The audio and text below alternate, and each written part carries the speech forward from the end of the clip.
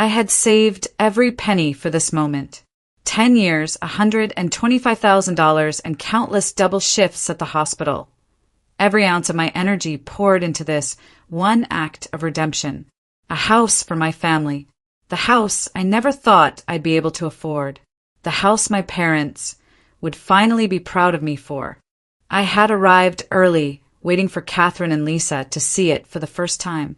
My heart beat faster as I fumbled with the keys, the weight of the metal feeling heavier in my hand.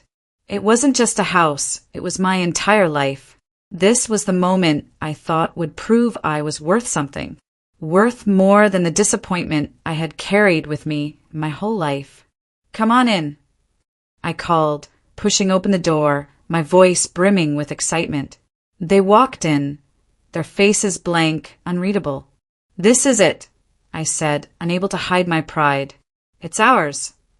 But as Catherine stepped over the threshold, she didn't smile. She barely reacted. I felt a familiar, sinking feeling in my chest, just like every other time I tried to do something right for them. It wasn't enough. "You've done well, Maya," she finally said, her voice distant, not even meeting my eyes. "But Maya, it's not yours anymore." "What?" I stammered, suddenly feeling cold. "What are you talking about?" Lisa appeared from behind her, looking more uncomfortable than I'd ever seen her. She held up a piece of paper in her hand, her fingers trembling slightly.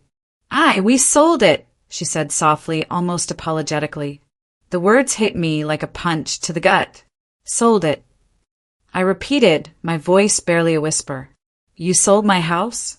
The house I bought for you." Catherine's face finally hardened, like she was bracing for something worse. "It's for the best, Maya. You'll understand." I could hardly breathe. The house was gone, my money gone, and my family? They were standing there, acting as if nothing had happened. "But you promised." I nearly yelled, the frustration bubbling to the surface. Lisa's lips trembled. "We had to, Maya. It was necessary." I tried to steady myself, but the room began spinning. The life I had built in my head, the one where my family would finally see me as something more than just the responsible daughter, crumbled right before my eyes. I was left standing there, holding the keys to a house that didn't belong to me anymore. "You're lying," I said, a chill creeping through my voice. "We didn't lie," Catherine snapped, her patience wearing thin. "We did what we had to do. There's nothing more to say." My chest tightened. The familiar pang of betrayal hit me like a storm. How could they do this to me? How could they take everything I'd worked for? "Who did you sell it to?" I asked, the words barely forming on my lips. "The buyer's not important," Catherine replied, dismissing me with a flick of her wrist. "You'll be fine." I opened my mouth to say something, anything, but the words wouldn't come. The cold silence that followed suffocated me, each breath a struggle. Just then I saw it, a man standing behind my mother, someone I didn't recognize. He wore a sharp suit, a pair of dark sunglasses resting on his face, despite the indoor lighting. He held a folder in his hands. The sight of him made my stomach drop. He wasn't a part of this family, but somehow he was standing there with the documents that had torn my life apart.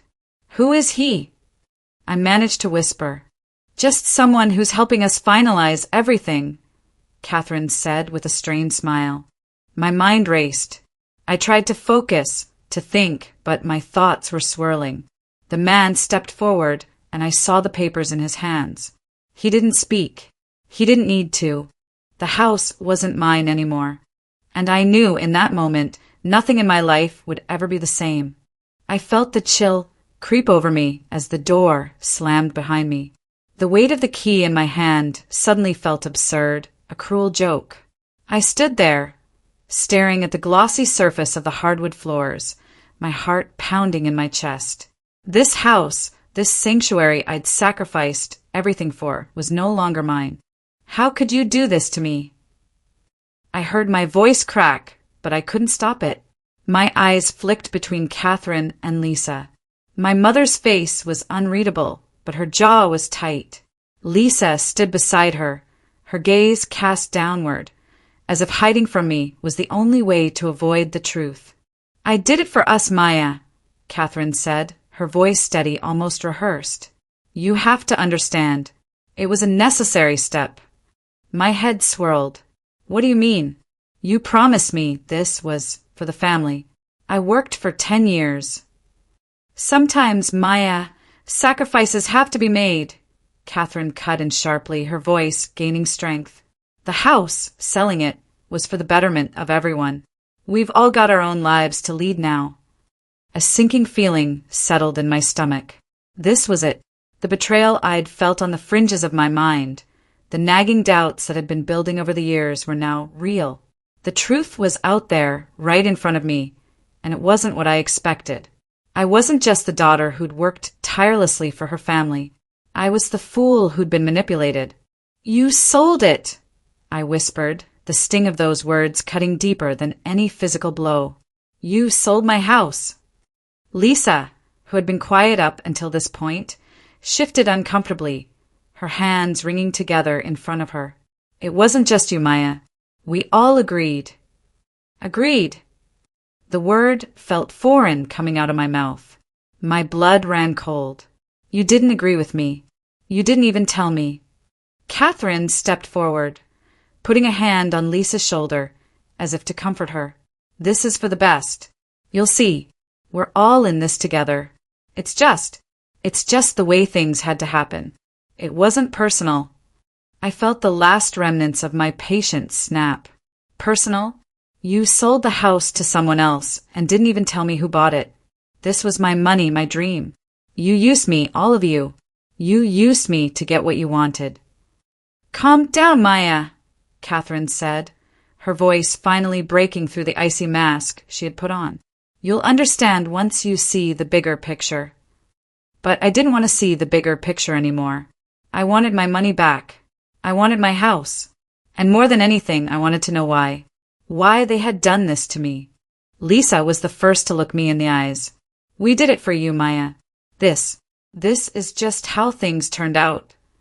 Her words were hollow, meaningless. My vision blurred.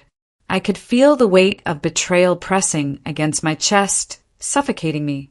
I stepped back, clutching the doorframe to steady myself. Suddenly, there was a tap on the door. My stomach dropped. It was a light knock, almost deliberate. I opened the door to find a man standing there. He was tall, his face sharp and cold, wearing a dark suit and sunglasses despite the dim lighting.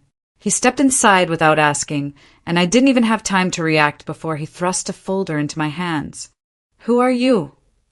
I demanded, my voice rising again. "Just a business associate," he said with a smile that didn't reach his eyes. "You should be thanking us, really." I looked down at the folder. It was thick with paperwork, too much to be anything but official. As my fingers brushed over the folder, I saw the top page, deed transfer. I froze. The deed to the house that I thought was mine, was in someone else's name now. I flipped the papers open, but they didn't make sense. My name was there, but there was something strange about the signature. It wasn't mine. My heart sank. "You forged my signature."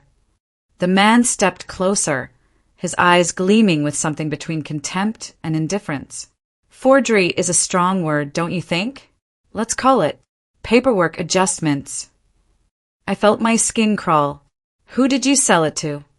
I demanded again, my voice shaking. He didn't answer directly. "It doesn't matter. This is just how things work in the real world. You'll get used to it. Everyone does." He gave a half shrug, as if this were all perfectly normal. I clenched my fists. My mind raced. "I will fight this. I'll make sure you—" "I wouldn't do that if I were you," he interrupted, stepping back towards the door. "You don't know what you're getting into."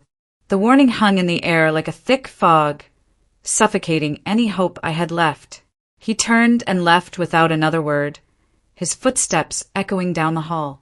My heart pounded in my chest, the sound deafening in the silence that followed. I stared down at the deed in my hands. My house, my dream, gone, stolen by my own family and a stranger who now held all the power. I didn't know what to do. The betrayal felt like a weight pressing against my lungs, choking me. I couldn't breathe. I had to find a way to get it back.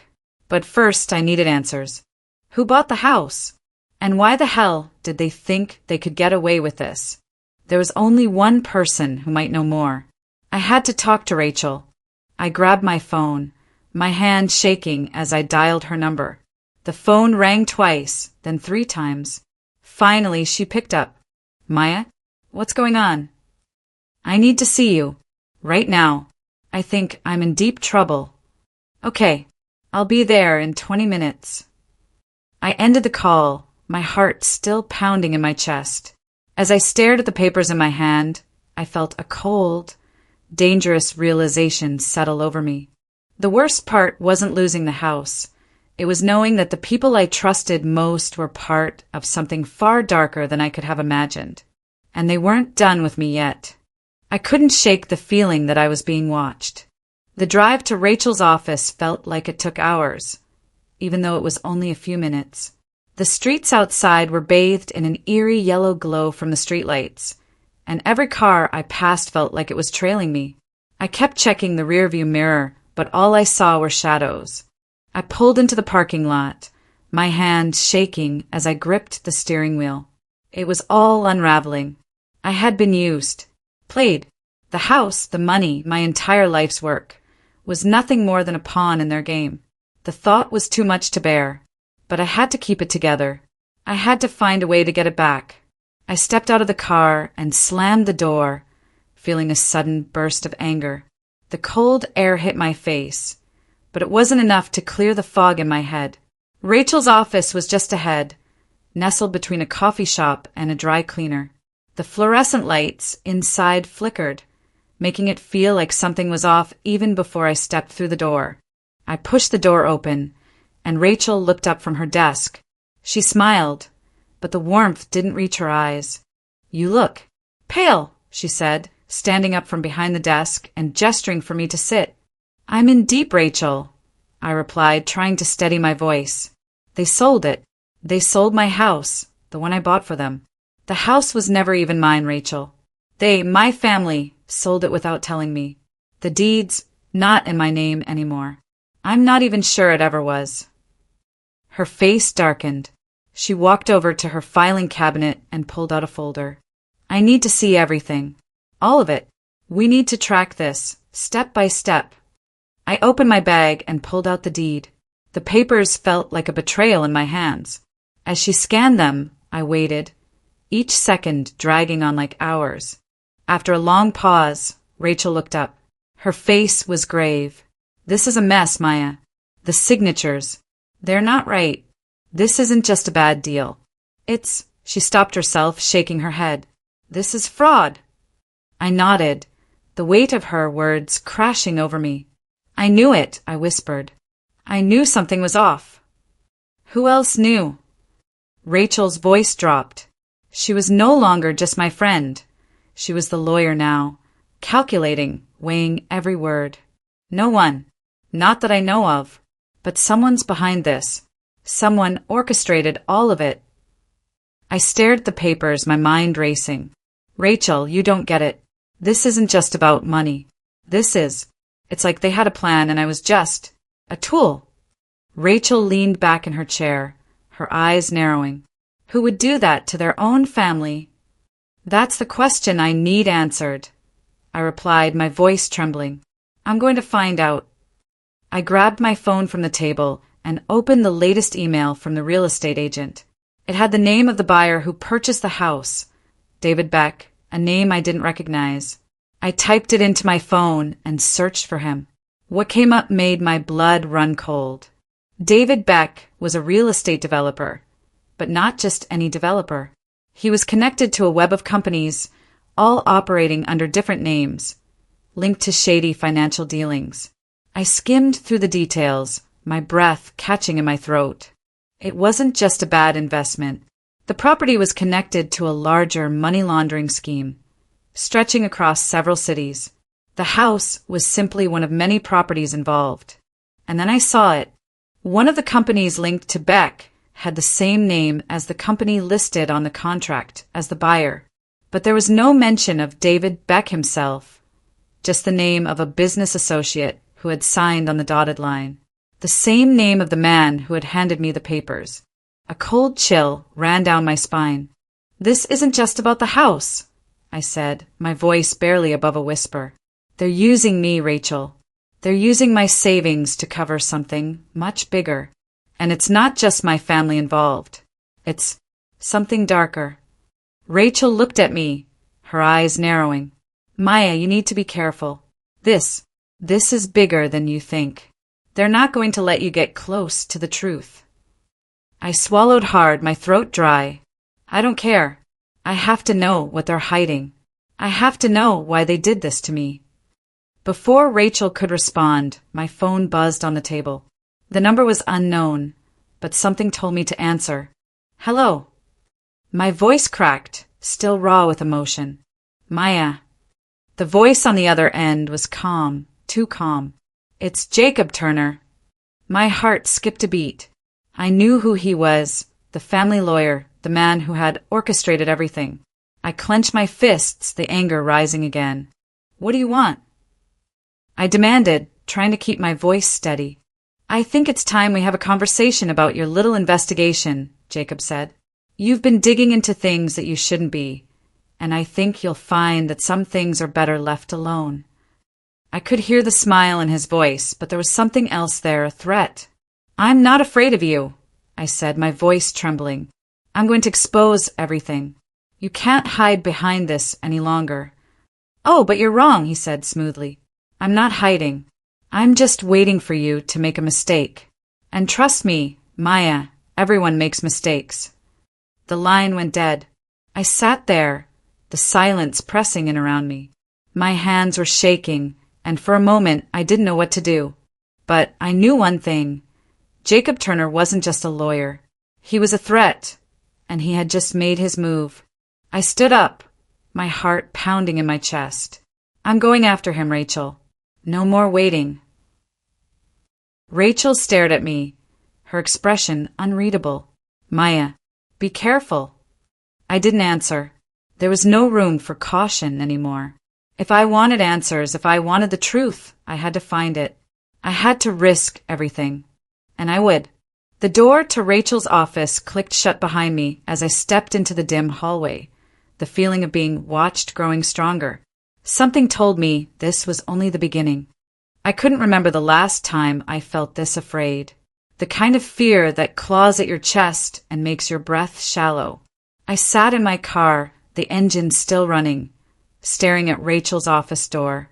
The fluorescent lights above buzzed, casting a cold, sterile glow on the parking lot. I could almost feel Jacob Turner's eyes on me, watching from some shadowy corner of the city, waiting for me to make the next wrong move. But I couldn't stop. I wouldn't. I slammed the car door and rushed inside. Rachel was sitting behind her desk, but she didn't meet my eyes. She was scanning something, her face creased in concentration. The air between us was heavy, thick with the secrets we were about to uncover. "You're right. This is bad," Rachel said, handing me a thick stack of papers.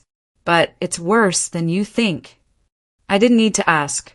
I could already feel the ground shifting beneath me. "What's worse than a forged deed, Rachel?" She pushed the papers towards me, her fingers tight around the edges. "The house wasn't just sold for cash, Maya. It's tied to something bigger. These documents," she pointed to the file, "are all linked to a shell company, registered under a different name.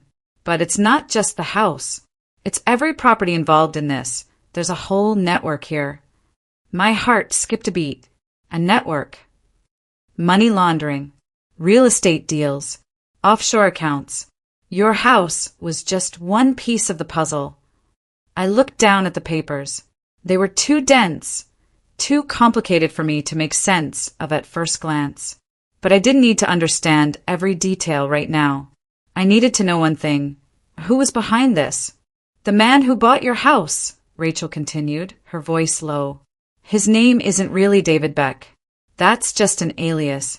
The real man behind it is a figure from the past. someone with connections to your family, someone they've been working with for years. A chill ran down my spine. Who? She paused. I saw her fingers hover over the next document, and for a moment I thought she was going to pull back.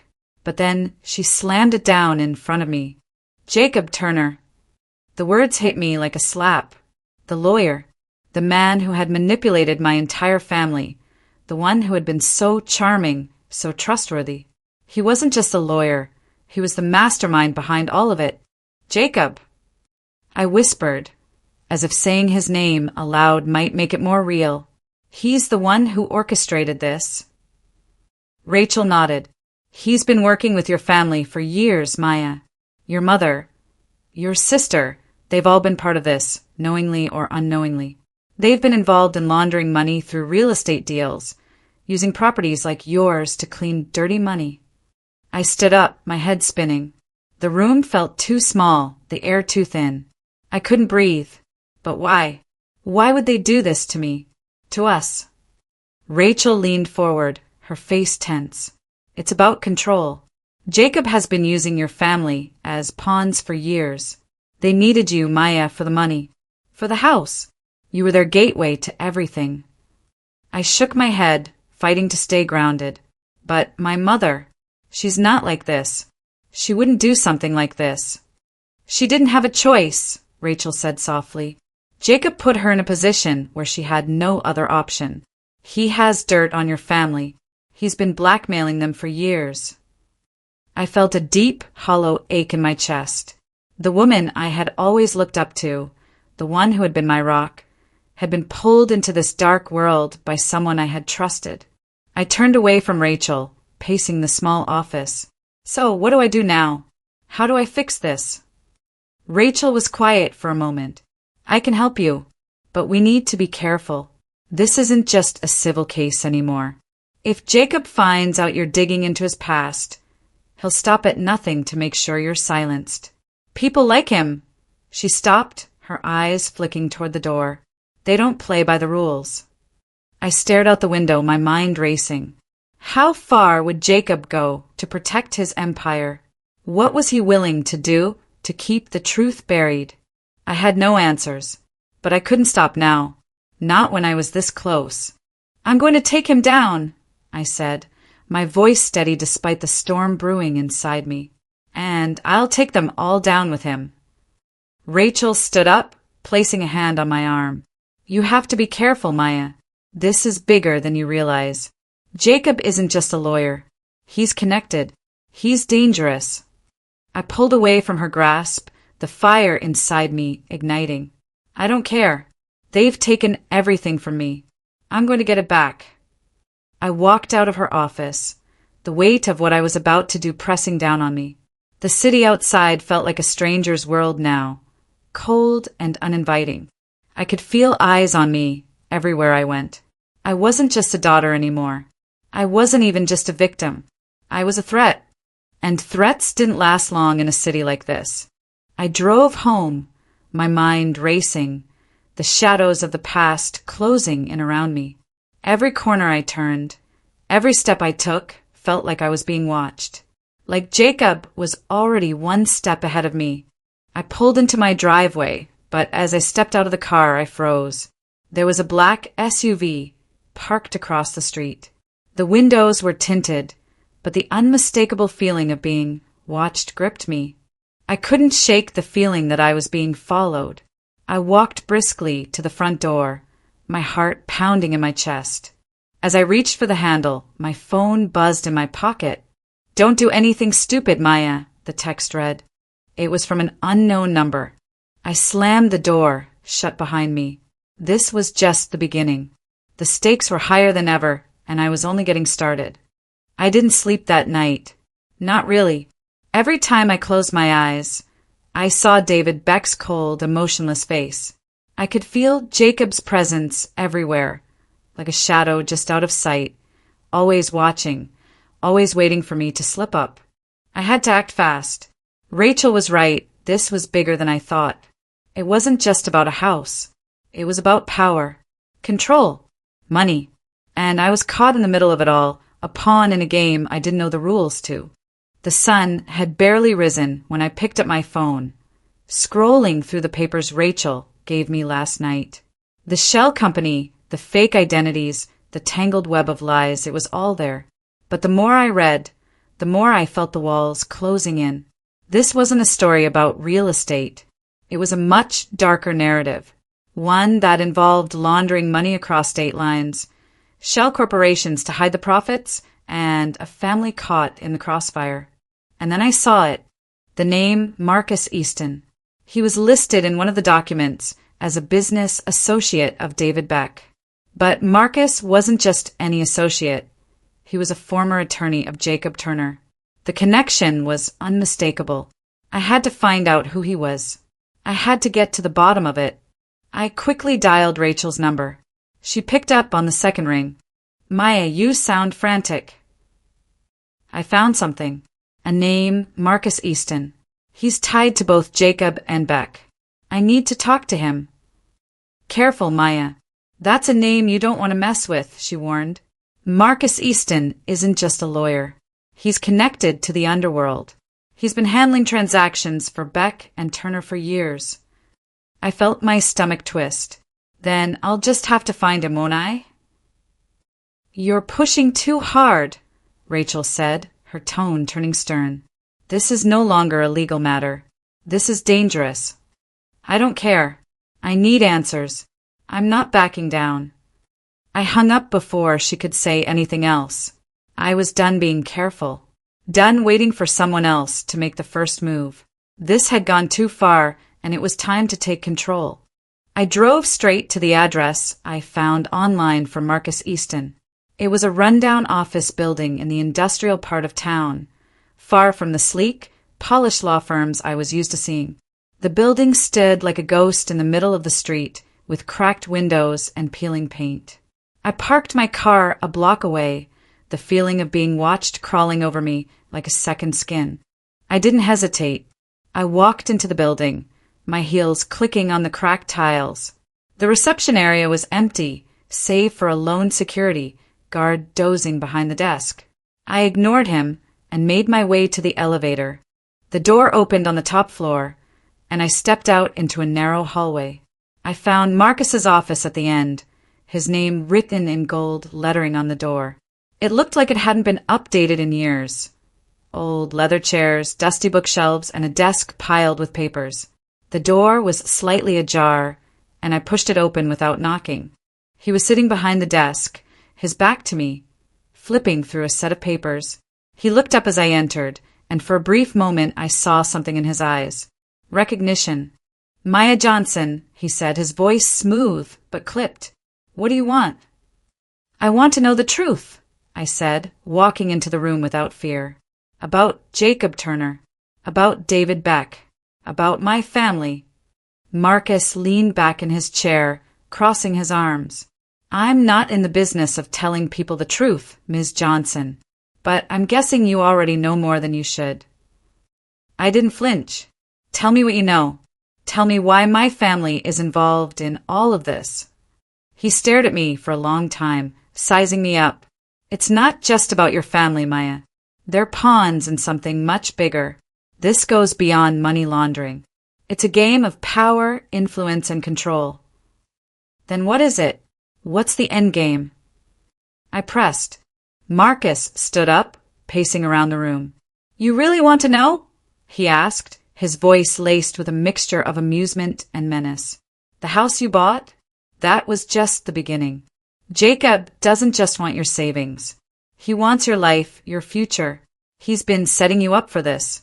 You're a liability, Maya. And now that you're digging into this, he's going to make sure you don't walk away from it." I felt my breath catch in my throat. "What are you talking about?" Marcus leaned in, his face close to mine. "You're not the first person who's come looking for answers. And trust me, you won't be the last. People who dig too deep, who try to break free from this, don't make it out. Your family? They were never meant to win." The words hit me like a freight train. My hands clenched at my sides, but I forced myself to stay calm. "You're lying." Am I? He smirked, stepping back. You've seen the evidence. You've felt the weight of it on your shoulders. You know it's true. Suddenly, I heard the sound of footsteps outside the office door. My heart stopped. I turned, panic rising in my chest. I wasn't alone. Someone was coming. Get out. Now, Marcus said, his voice low and dangerous. You've overstayed your welcome. But it was too late. The door flew open, and I saw him, Jacob Turner, standing in the doorway. The room seemed to close in on me. I backed away, my mind racing. I couldn't escape. Not now. Not like this.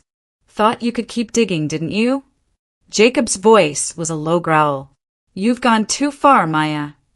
I didn't know what to do. Every instinct in my body screamed at me to run, but I couldn't. The walls were closing in. Jacob stepped forward, his presence suffocating. You're not getting out of this. You'll regret ever trying to find the truth. Suddenly, everything went black. The sound of a distant alarm echoed in my ears as I collapsed against the cold floor, unable to move, unable to breathe. The office was cold. The fluorescent lights buzzed above me, the hum cutting through the thick silence. I was sitting across from Jacob Turner, his presence as suffocating as the dark circles under his eyes. He hadn't slept, just like me, but unlike me, he wasn't exhausted from fighting for something he loved. He was tired from keeping a web of lies spinning, a threadbare empire on the verge of unraveling. So, I said, my voice steady but with an edge, this is it, isn't it?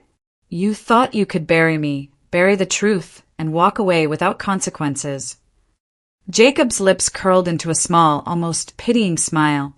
Maya, you've played your part. You always were the good daughter, the one who followed the rules. But you've pushed too far now. You think you can take me down. I didn't flinch. I wasn't the same person who walked into this office weeks ago. I wasn't the same naive woman who thought her family could be fixed by one good deed, by buying a house. No, I was someone else now, someone who had seen behind the curtain, who knew what was lurking in the shadows. I'm not here to take you down, I said, leaning forward, locking eyes with him. I'm here to take my life back. Everything I've worked for, everything you've stolen from me, it's coming back to me. Jacob's smile faltered. He stood up and moved towards the window, his back to me. The tension between us thickened, heavy like the air before a storm. You still don't get it, do you? He asked, his voice low. You never had control. You never had a choice in this. It was always going to end this way. You can't fight a system you don't understand. I didn't answer him. He didn't need to hear my response, because I wasn't fighting alone anymore. I had Rachel, I had Marcus's confession. I had evidence that was slowly crumbling the empire he had built. A knock on the door interrupted us. Jacob froze. He didn't expect anyone. The door swung open, and in walked a figure I hadn't anticipated. It's over, Jacob, said the familiar voice of Lisa. She stepped into the room, her face drawn, her eyes red. She was different. Gone was the cold, calculating sister I'd known. This was someone who had finally realized the cost of the choices she'd made. Jacob turned slowly to face her, his expression unreadable. Lisa, he said, his voice dangerously calm. You've made a mistake. No, Jacob, Lisa replied, her voice trembling but firm. The mistake was letting you manipulate me. The mistake was thinking I could just hide behind you forever. I stood up, the rush of adrenaline making my hands shake. What are you talking about? I asked, my voice a whisper. You knew about all of this? I didn't at first, Lisa confessed, her eyes flicking between Jacob and me. But I've seen enough now. I've seen how far you're willing to go to keep everyone under your thumb. I'm done, Jacob. I'm done being part of your lies. Jacob's face tightened. You don't know what you're doing. You'll regret this. I've already regretted it, she said, her voice breaking. And I'm not going to stand by and let you destroy everything, even if it means destroying you. In that moment, I understood. Lisa wasn't just my sister. She was someone who had been pushed into a corner, just like me. We had both been manipulated by the same man, the same monster. But now we had the power to change things. And Jacob, for the first time, realized he wasn't in control anymore. The door swung open again. Rachel entered, holding a folder full of documents. "It's done," she said, her voice steady but full of resolve. "The police are on their way. Marcus Easton's confession, along with everything you've done, it's all there. The money laundering, the forgeries, the fraud. Your empire's crumbling, Jacob." He froze. The color drained from his face. "You think you can take me down with a bunch of papers?" he sneered. I stepped forward, my heart pounding in my chest. "No, it's not just the papers. It's the truth. You've been hiding behind your lies for so long that you forgot one thing. The truth always comes out." Jacob's eyes flicked to Lisa, then back to me. "You'll regret this. Both of you." I smiled, but it wasn't a smile of victory. It was a smile of release. "I'm not the one who's going to regret anything, Jacob. You are." The sound of sirens filled the air, growing louder with each passing second. Jacob's eyes darted to the window, then back to me. He was trapped. There was nowhere left to run. The police stormed in moments later, led by the detective Rachel had contacted earlier. They didn't waste time. They arrested Jacob and began going through the files, dismantling the empire he had spent years building. The truth was finally coming to light, piece by piece. I stood there, watching it all unfold, the weight in my chest slowly lifting. For the first time in what felt like forever, I could breathe. The anger, the fear, the betrayal, it was all being washed away. Lisa stepped up to me, her expression conflicted but relieved. "I'm sorry, Maya, for everything." I shook my head. "It's not too late, Lisa.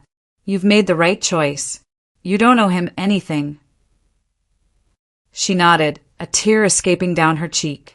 I know now." The detective came up to us and handed me a small envelope. It was the deed to the house that had once been my dream and then my nightmare.